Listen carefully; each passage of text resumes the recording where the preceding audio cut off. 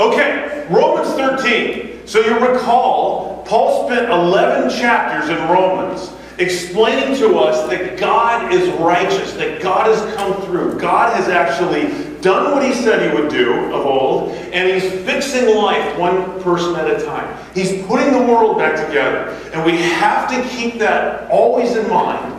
And then in chapter 12 through chapter 16, he says, now based on that, churches in Rome, you little 10, 12 people churches, maybe 100 total, I want you to now take what you've learned about what God has done and how faithful he is, and then love each other.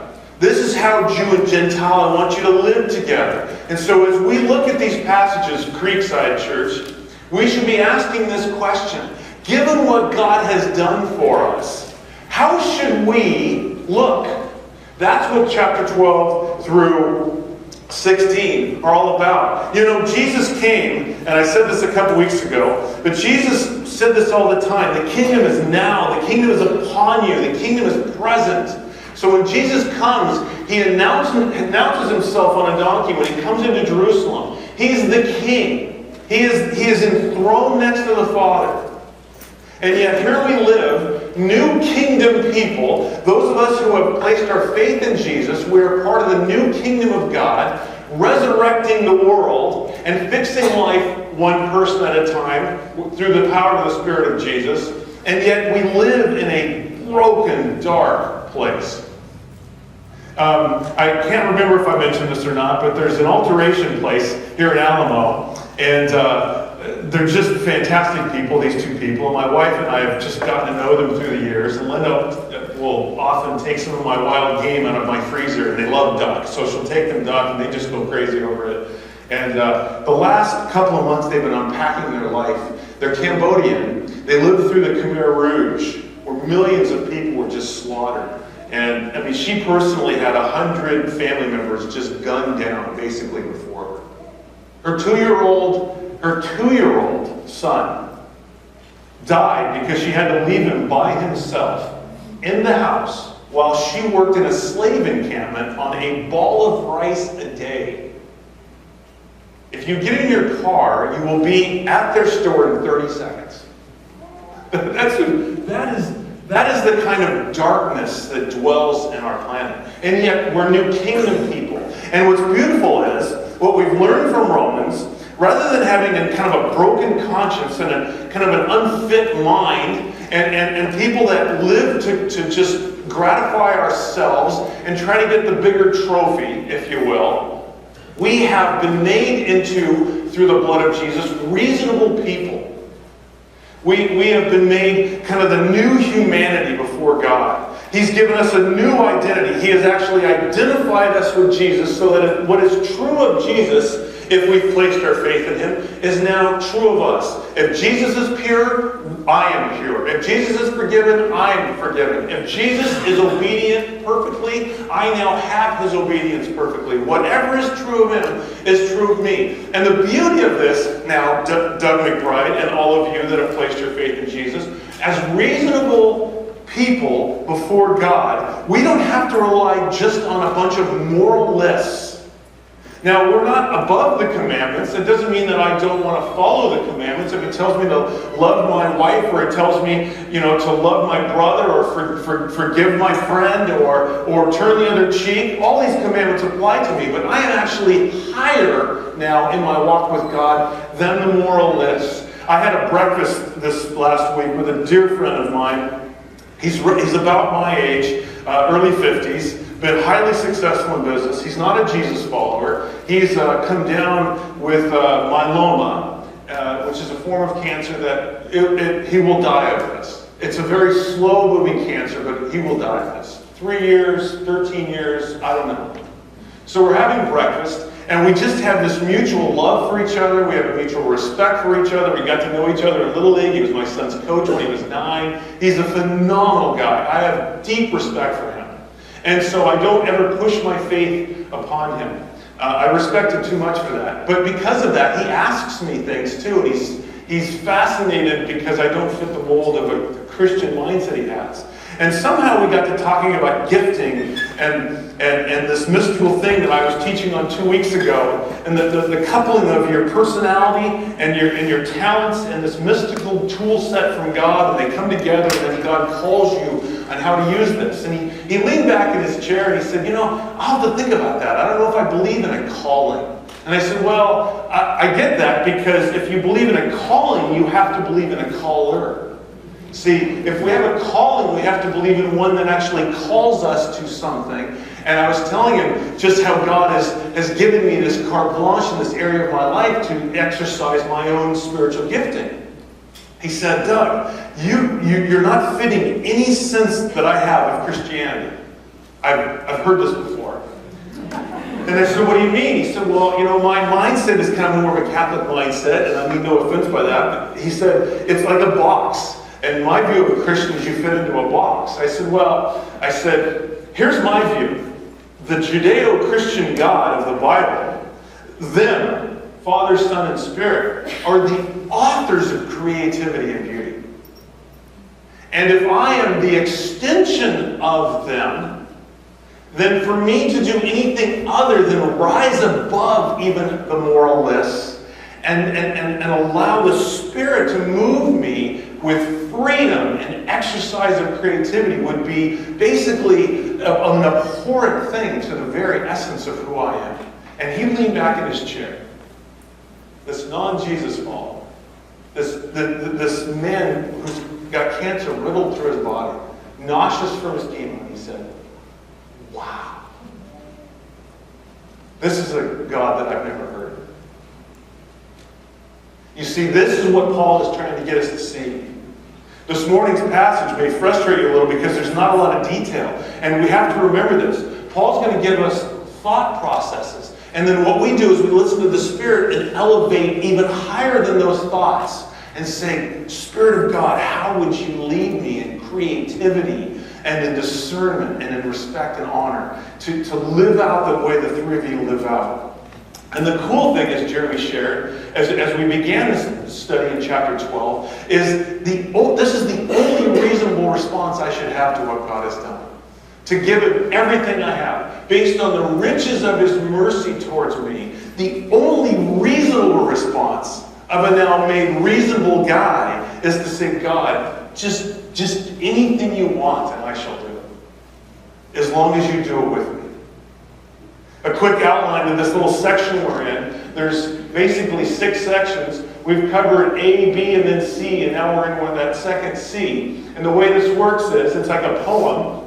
The 2 outsides, the 2 A's, are the foundational truths of this. And then in the 2 B's, God turns to the church and says, this is how you react to one another. We're in this middle section on how we as a Creekside body would react to the outside world. Last week, Nate looked at how we react to kind of our neighbor. This morning, we're going to look at a kind of a maybe less than interesting topic for some, but I think it's fascinating. And that is, how do we react to government? How do we react to those that are in authority over us, particularly in a day and age today where it's just sheer pessimism? So let's begin. Chapter 13 of Romans in verse 1. This is what he says. We'll read the first 7 verses. Let every person be subject to the governing authorities, for there is no authority except from God, and those that exist have been instituted by God. Wow, what a statement that is. Think about ISIS when you read this. Therefore, whoever resists the authorities resists what God has appointed, and those who resist will incur judgment. For rulers are not a terror for good conduct, but to bad. Would you have no fear of the one who is in authority? Then do what is good, and you will receive his approval. For he is God's servant. That he, by the way, is the government. For your good. But if you do wrong, be afraid, for he does not hear the sword, for he does not bear the sword in vain. For he is the servant of God, being the government, an avenger who carries out God's wrath of the wrongdoer. Therefore, one must be in subjection, not only to avoid God's wrath, but also for the sake of your conscience, which now, by the way, is even higher than moral lists. For because of this, you also pay taxes, for the authorities are ministers of God, attending to this very thing. Pay to all what is owed to them, taxes to whom taxes are owed, revenue to whom revenue is owed, respect to whom respect is owed, and honor to whom honor is owed. So again, we're in this section about how to view the outside world. And this is a tough section. And like I just said earlier, what's hardest for me is it's not a cookbook. It's not when the government does this, then you do this. When the government does this, then you do this. But if they do this, then you do this. See, Martin Luther King didn't get to read this section and go, now I know exactly what to do. Right?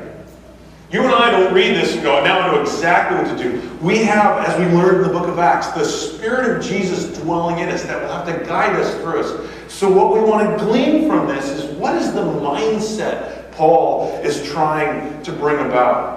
And there's several interpretations of this passage, and just to jump to the chase, almost every commentary believes it's a combination of these first two things, which is, it's a specific comment that Paul is making to these little house churches in Rome. Can you imagine writing this to people whom Nero will now be your emperor?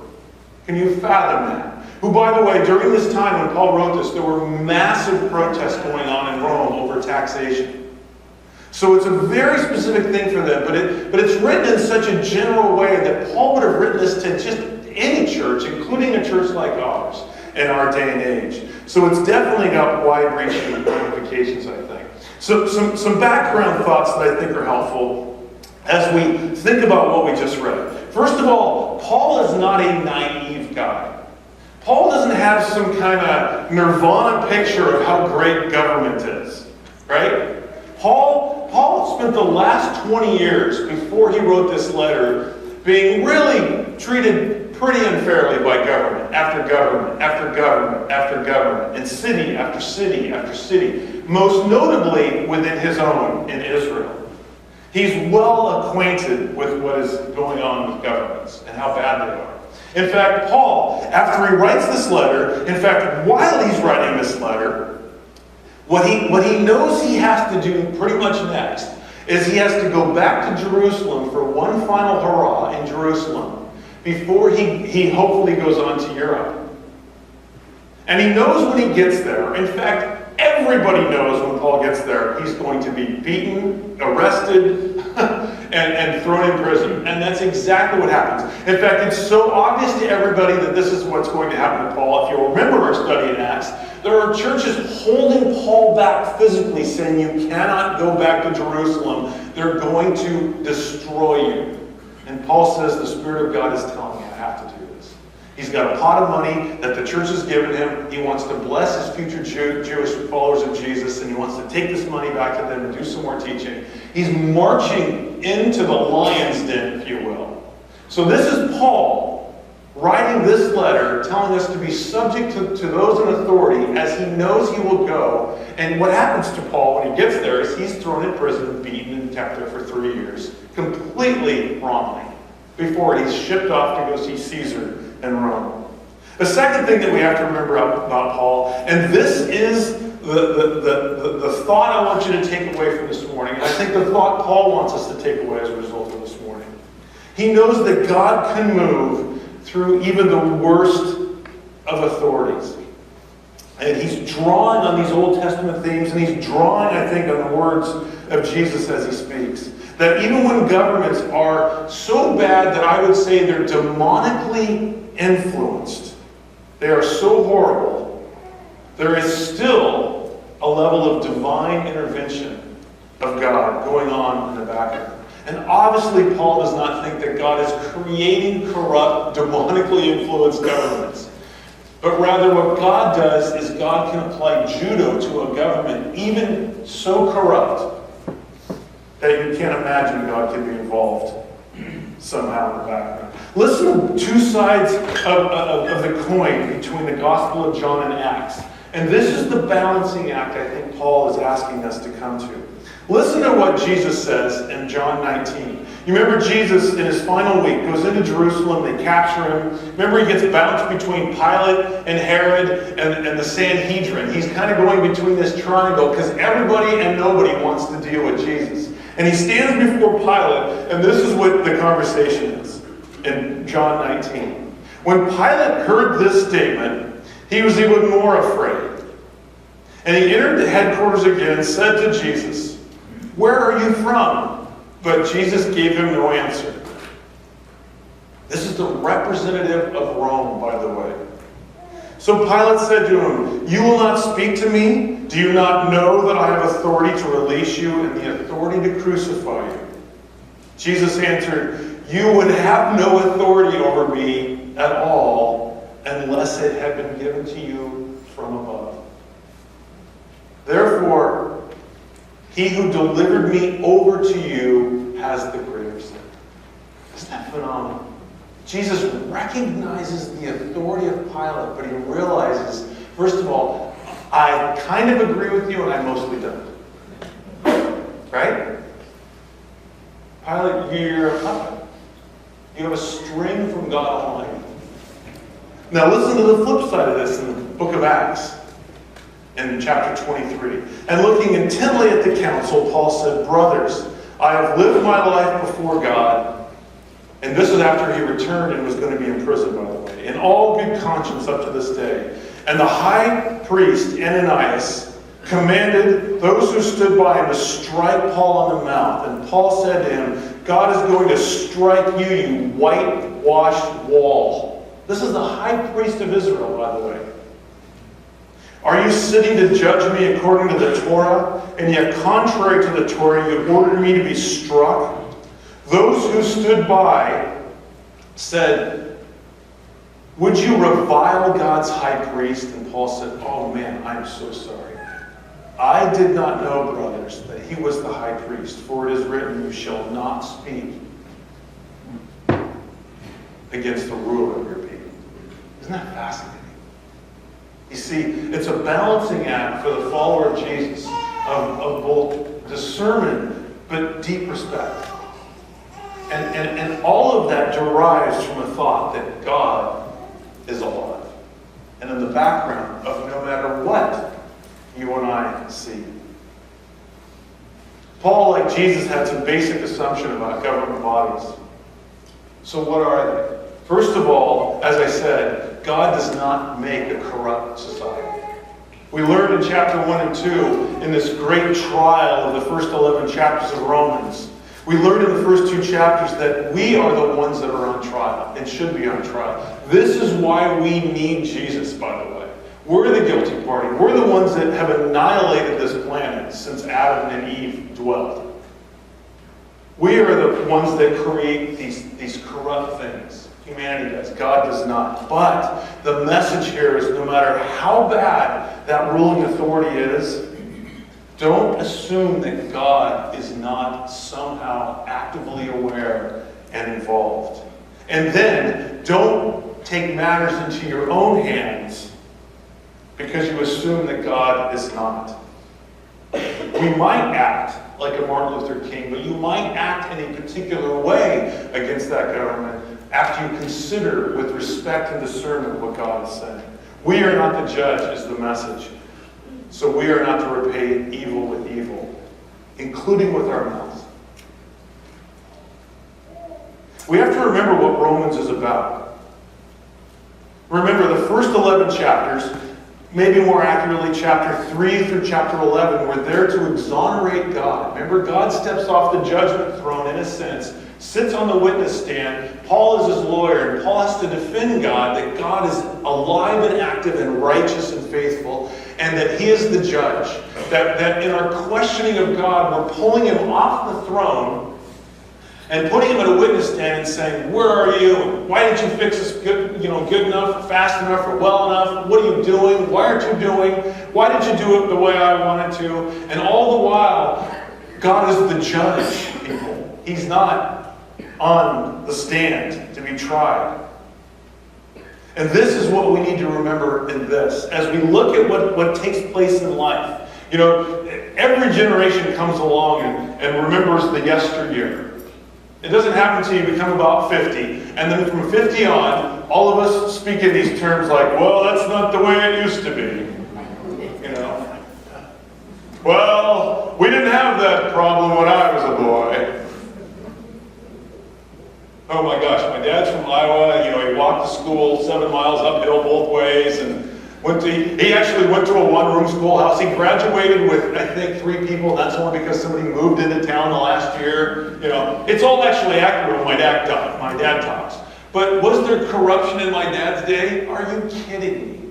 An abuse, right? It has been there since the dawn of time. God will put his foot down. This is what Paul has proven in the first 11 chapters. God will make things right, and he's making them right on the process now, and in the end, he will finally put his foot down and say, I've had enough. Now, what you and I are called not to do, how's that for poor English, is to act as if he's not doing that. Listen to what Romans 2 said. He will render to each according to his works. To those who by patience and doing well seek for glory and honor and immortality, he will give eternal life. But for those who are self-seeking and do not obey the truth, but obey in righteousness, there will be wrath and fury. God desires justice, and he is the judge. And Paul is giving this weird, twisted advice to these people who will soon be ruled by Nero in Rome. And what he's telling them is, justice is not served by our negativism and our lashing out because we don't think it's going, or the government is ruling in a way that we think it should rule. That ultimately God is the judge, and God will judo even that which doesn't make sense to you and I. You know, the entire Old Testament stands as a massive backdrop for this.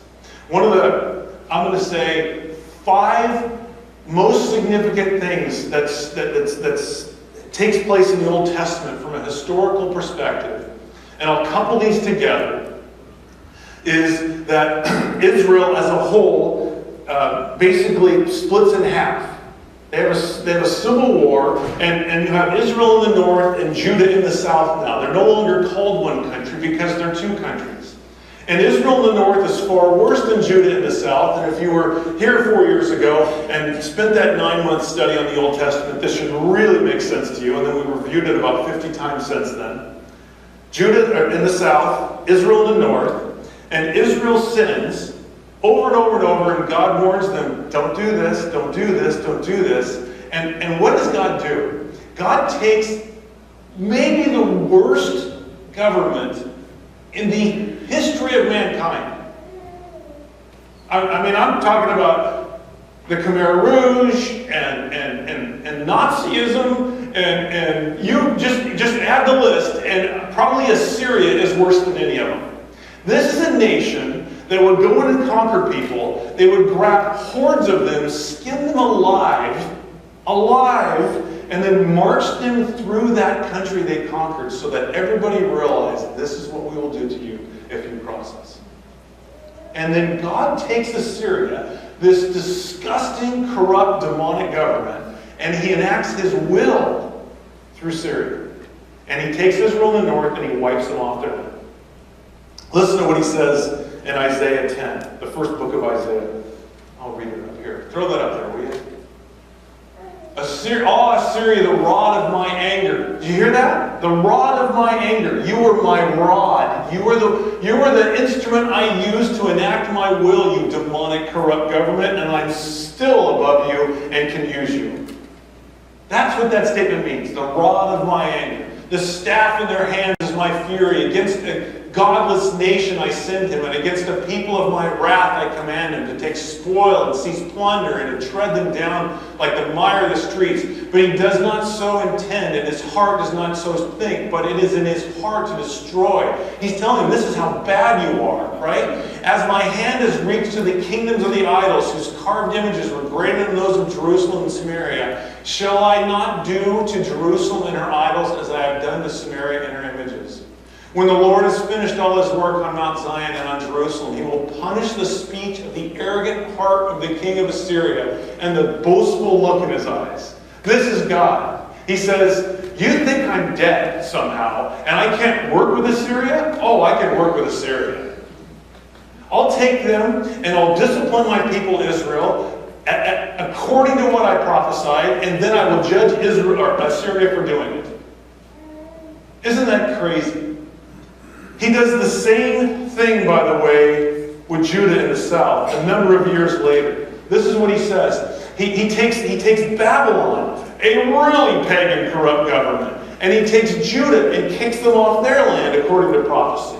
A corrupt government God uses to do that. They live there for 70 years, and then there's a king, if you will, in Babylon. His name is Cyrus. He's a pagan. He's an absolute corrupt pagan. And God uses Cyrus, the king of Babylon, to bless the people of Judah to let them move back. And then he tells Cyrus to basically hurt anybody that tries to hurt Judah on their way back. Listen to what he says. Go to that next one. Who says of Cyrus, he is my shepherd, and he shall fulfill my purpose. Think ISIS. Saying of Jerusalem, she shall be built, and of the temple your foundation shall be laid. He's going to rebuild the city through Cyrus, the Babylonian king of corruption. Jump to the end. For the sake of my servant Jacob and Israel my chosen, I call you by your name, Cyrus, and name you though you do not know me. I am the Lord, and there is no other. Besides me there is no God. I equip you, though you do not know me. This is our God. Shockingly, he's alive, even while corrupt societies exist. The entire book of Esther, an entire book of the Old Testament, the entire Jewish hope rests on whether or not that pagan government will treat them well. And this is exactly what God does through this corrupt government. It's a massive thread in the narrative. And Paul is simply telling these Roman churches, remember the story. Nero shall be your emperor. You are being taxed like crazy. You will be persecuted and killed, is really what Paul is saying. And remember that God is still alive and can work through the worst of situations. And it's so important to remember this, first of all, so we do not just take matters into our own hands and set God aside and react as if God is not there. And I think the more pervasive thought today in Christianity in America, the more pervasive mindset we have is just to become judgmental and complaining. I think so much of the church today is deriving more of their theology from their TV and from some news station than we are from God and His Word. I'm not saying you can't derive truth, some truth, and not a lot, from a news station. But most of it is not news. It's sensationalized pushing of an agenda. If I ask many of you right now, stories that took place this last week, dare I say you might have stronger opinions on those than on maybe what God was impressing on you through the week. I'm sorry for that hard word, but God is the one defining for us our agenda, not some guy or gal on a TV telling us how to think. And the problem is, we sit around watching this negativism all day long, and I'm not against watching the news, I watch it all the time. But we watch it, and then we just get hard and angry and frustrated, and then we present this to the world, and really what I think we say to the world is, God's dead. When the first 11 chapters of Romans are telling us God is alive, God is fixing life, I am the proof of that. Next time you get into a political statement, the next time, see if you can participate in that and also remember what God is doing actively and maybe present that as well. Rather than, oh, I'm so with you. Boy, it's getting bad. And then what's really funny to me is we constantly, the next administration, boy, if we don't get a such and such, if we can just get a such and such, that's going to fix life. That is not God-centered. I have the Spirit of Jesus dwelling in me. He's my King. And He is actually alive and governing. He is using disgusting governments like Assyria and Babylon and Rome. Dare I say ISIS, Al-Qaeda. Dare I say North Korea. You know, here's a thought, and this is not, I'm not going to present truth to you. I'm going to present a thought to you. So don't go, Doug, there's no way. I'm not telling you to think a certain way. I've been watching this ISIS thing. This Baghdadi guy has been ruling ISIS since I think 2010, if I remember right. I mean, I tell you, in my lifetime, I have seen much worse. They're horrible. Right? And for 5 years, been watching ISIS going, geez, I mean, there's no stopping this. And then 2 weeks ago, it fascinated me. I don't mean that callously. They took a Jordanian pilot they captured, they poured gasoline on him and lit him on fire in a cage so that everybody could see in public. And what was really incredible to me was the Jordanians went nuts. And they bombed ISIS in Syria like crazy to stop this corruption. And then, a week later, I watched 21 of my brothers and sisters, dressed in orange, Coptic believers in Egypt. And I've been to Egypt for weeks, and I've been into Coptic churches. These are our brothers and sisters. And they literally decapitated them in public. And what is Egypt do? By the way, this is Egypt. This is Egypt where, like, the last few years you didn't want to travel there. Right? This is conservative Muslim. And they blew Libya apart with ISIS. And I think what God wants me to do is say, God, I wonder. Now I know. See, the difference between that and Assyria and Babylon is God has written it down for me. So I can clearly see God moved Assyria. God moved Babylon. So I'm not wise enough to know exactly that took place. But I wonder. This is how I think God wants to resurrect our thinking. That we need both sides of the pendulum. That first of all, the authorities are there as an extension of God's justice. It's an extension of His right arm of authority where God will enact His will to fix this world. And at the same time, that Paul is also saying, but never think those authorities are divine. In fact, if you look at verse 4, 2 times in that verse, he says, look at verse 4, for that government is God's servant.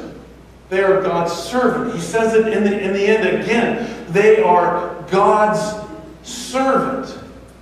So in a sense, God is demoting them through Paul as well. They're not divine. So never do I need to think that, the Congress or my president or, the government in England or whoever is somehow divine. Paul is not dumb. He's not naive. He knows how sick this world can be. But on the flip side, in his non-naivete, he has respect and honor, and he knows the history of God, that God is greater than somebody like ISIS, or somebody like Hitler, or somebody like the Khmer Rouge, that God can take the worst of things and resurrect them. Remember this thing we've been looking at the last 2 months. God specializes in raising deadness to life. God has plans. Mankind tries to thwart them like the killing of His Son. And God resurrects those plans. So what do we do with situations like, Maybe the ruling authorities that turn into persecuting and killing, which is what Nero will do shortly after Paul pens this letter. Well, here's the hard part. Paul doesn't say in this passage. It's a bummer, but he doesn't say. This is where we are above the moral list. We have the moral list. It's a great foundation, but we have the Spirit of Jesus. This is where we discern when the Nazi authority comes to the door and you have Jews hiding in your basement. It is a greater thing to protect them and to lie. This is what many people decided. Because the Spirit of Jesus is actually guiding them. And the assumption somehow those people had to have in that farmhouse was God can work even through the worst in this situation. Remember the story in Acts with Paul. In Acts 22. After he writes this letter, he goes back to Jerusalem. They grab him, they beat him, and then they take him to the Romans, and the Romans take him and they tie him to a concrete post. And they're going to scourge him like they scourged Jesus. And Paul's, I just love the restraint of this guy. He's chained to a post. And just as this Roman whips this scourging back, which is just it's a long staff with strands of leather, and at the end of each strand of leather is a jagged piece of iron or bone, and it's meant to wrap around the body, and the whipping is not what gets you, it's the pulling of it as it tears your flesh. This is what they did to Jesus. And as Paul looks at him and he raises it, he goes, quick question. The guy stops, he goes, honestly, really, you have a question at this point? I'm sure Paul was thinking, I got several questions. Most are for God. My one question for you is this the right thing to do if I'm a Roman citizen? And the guy's like, you're a what? I'm a Roman citizen. Oh, it's in my back pocket. Go ahead, my documents right there. And the guy's like, dude, why didn't you tell me this? So it's not that Paul's just such a pacifist. He's not even willing to speak. That's not it at all. And that's not what Paul's saying. That's why within this verse it's telling us, be subject to authorities. He never says obey authorities. He says realize that God can use even them. And therein lies, I think, the message that Paul is trying to say to us. In closing, just a couple thoughts. And the thoughts are this. First of all, we long for justice, so don't fight it when it comes. That means for you when you get pulled over, right? Or when you get taxed, or whatever. It doesn't mean I love paying 7% in taxes as a business right now, which is what Brian and I pay. He was thrilled. He called me about a year ago and he goes, Doug, great news. My accountant partner. I said, Brian, what's the great news? He said, I got our taxes down from 60 to 57%. And I'm like, dude, is that supposed to excite me? Well, what do I do with that? Well, I could just sit around like Eeyore all day long, yiping about how life's not fair and the government's terrible and if I could just get so-and-so into office.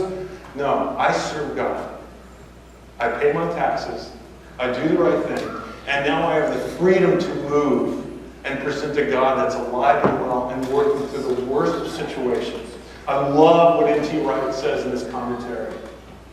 Nobody enjoys the presence, I can barely read it because I put it in green, of a referee or an umpire when they're trying to foul an opponent. But everybody appeals to them when the other side does it. Second thought is this. As followers of Jesus, we must know our history. Assyria, Babylon, Rome. God can work through the worst of situations. I tell you, and I hear it all the time, it's just, it's so bad. What's going to happen? The government's so terrible. Go down to this, take one shirt down to the alteration place in Alabama. Just one. She was telling me yesterday, she goes, I feel so safe here. I'm thinking, really? She goes, oh yeah. She said, they've already told us their whole story, right? 100 family members slaughtered, her husband's gone. 2-year-old dead, living on a ball of rice for a year and a half. She walks to Thailand. She sneaks and walks to Thailand. And there, the Thai people were stealing and raping and murdering the Cambodians until finally the Salvation Army picked her up and she wrote a letter and she got to Minnesota. Oofta. She goes, nobody made me feel unsafe here. Well, I suppose it's all relative. But it is relative. There's a sense that we need to have with God somehow in the midst of this. Are you able to watch the news and say to yourself, God's alive? If you're not, you're buying into something that's not accurate. If you're watching the news and you think that whoever you're watching is an authority, you are not buying into the aliveness of God. Rise above these conversations. Have a political opinion. Speak it. It was great. But do it with an active sense that your God is alive and greater than whatever you're watching. And don't present it as if the next best thing is out there that's going to save the world. Jesus is saving the world. And I am the testimony of that. If you know no other reason, pray. He has saved my life. And I know so many of you he's done the same thing. One last thought. Jesus' response is our ultimate flag. When they smacked him, he just said, you want the other one? Again, Jesus was no pacifist. He stood before Pilate and he said, dude, you do realize you're only there because my Father let you be there. He was no pacifist. But, thanks to him, he went to that cross and said, I have two choices here. I can fight for my rights, and they are his rights, by the way. Or I can be more sensitive to the Spirit of God and his leading. Let God define how you think, not your TV. How's that for a clue? Let's pray. Father, a strange sermon to give, a strange passage to read. So I leave it in your hands. The very fact that we have bowed before you in this moment, we are acknowledging that you are alive. Otherwise, we should just walk out of this building. My words are not wasted in this moment because you hear every minute detail. May we sense not that you're just alive out there, but you're alive within us if we have given our life to Jesus. That we bear witness to the essence of the created Trinity. May that be pervasive in our days forward. In Jesus' name we pray. Amen.